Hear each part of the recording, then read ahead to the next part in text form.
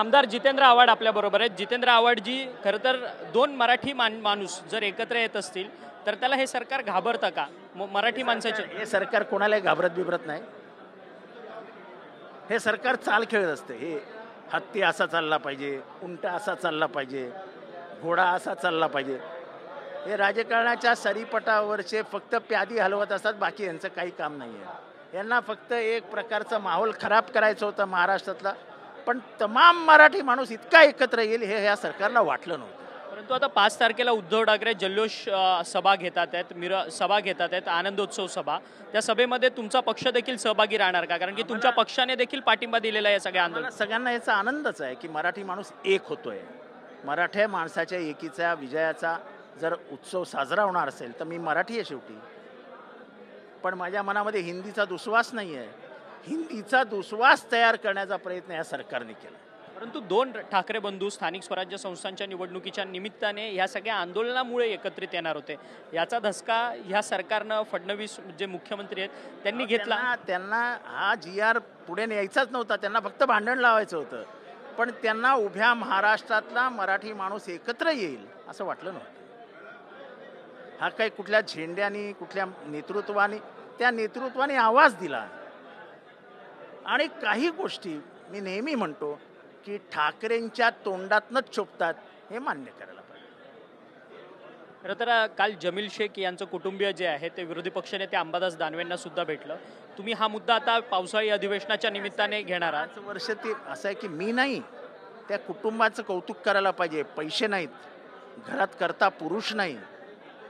एक म्हणजे आपल्या पतीची हत्या झाली आहे.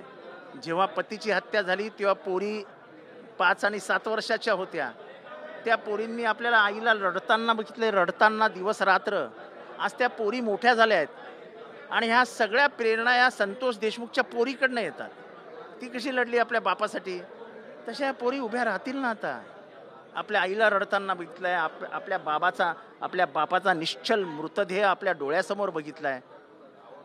आज त्यांच्या मनाला कुठेतरी ती यातना होतच असतील ना की मेरे बाप को जिसने मारा वो कौन है. माझा काही नाही त्याच्यात रोल. 5 वर्ष मी एक शब्दही बोललो नाही, एक शब्द.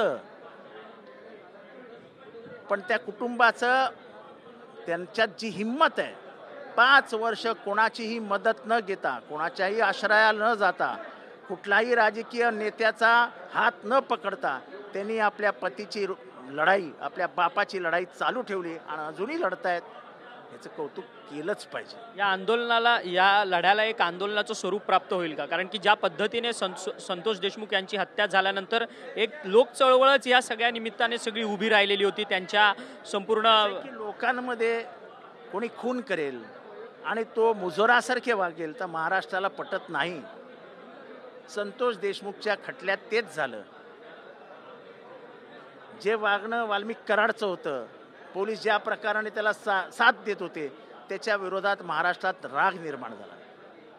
याही प्रकरणात असंच दिसतंय की पोलिसांचा कुठे ना कुठे या प्रकरण दाबण्यामध्ये हात आहे. आणि पोलिसांच्या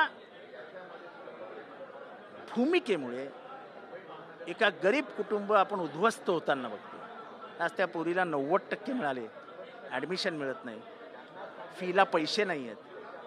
ते कसं ते घर चालवत आहेत. आणि काय म्हणतात गेल्यावर, हमको पैसा मत दो, हमारे पिताजी को न्याय दो. कुठलाही बाप, मलाही पोरगी आहे, कुठल्याही बाबाचं हृदय तुटलंच पाहिजे, तुटलं. आणि हा महाराष्ट्र आहे, हा भावनांना खूप महत्त्व देतो. मी 5 वर्ष एक शब्दही बोललो नाही या प्रकरणात. पण जेव्हा त्या पोरींचे अश्रू माझ्या डोळ्यासमोर ते वाहताना दिसतात तेव्हा माझ्यातला बाप जागा होतो. त्या पोरींना तुम्ही आता न्याय मिळून राहणार का? ज्या पद्धतीने तुम्ही आता म्हणतात की हातात काय आहे, जे हातात आहे ते देवेंद्र फडणवीसजींच्या हातात आहे. आणि देवेंद्र फडणवीसजींनीच त्या पोरींना कबूल केलं होतं की मी जब भी मुख्यमंत्री बन जाऊंगा, मी मुख्यमंत्री जेव्हा होईन तेव्हा तुमच्या कुटुंबाला न्याय देईन. परंतु मग फडणवीस आपला वादा पूर्ण करत नाही आहेत का? ते मुख्यमंत्री होऊन आता जवळपास 11 वर्ष त्यांनी मुख्यमंत्री पदाची कार्यकाळ संपवलेली आहे. मुख्यमंत्री होऊन त्यांना 8 महिने झाले. दुसऱ्या टर्ममध्ये, पहिल्या टर्ममध्ये पण होते, आता पण मुख्यमंत्री झाले. हा मर्डर 2020-22 का काहीतरी झालेला आहे. त्याच्यानंतर हे पुरावे आता 2-3 महिन्यापूर्वी समोर आलेत. 2-3 महिन्यापूर्वी, आणि आत्ता ते कोर्टातनं त्यांच्या हातात आले. हे सगळे पुरावे बघितल्यानंतर खरं तर पोलिसांनी त्वरित कारवाई करायला पाहिजे. एखाद्या आरोपीने पकडल्यानंतर 24 तासात कबूल करणं की हा खून मी केला आणि हा यांनी करायला सांगितला, याच्या एवढा मोठा पुरावा कुठला असू शकतो? आणि कोर्टात जाऊन त्यांनी सांगणं की हो यांनी मला सांगितलं करायला, ह्याच्यापेक्षा मोठा पुरावा असू शकत नाही. धन्यवाद.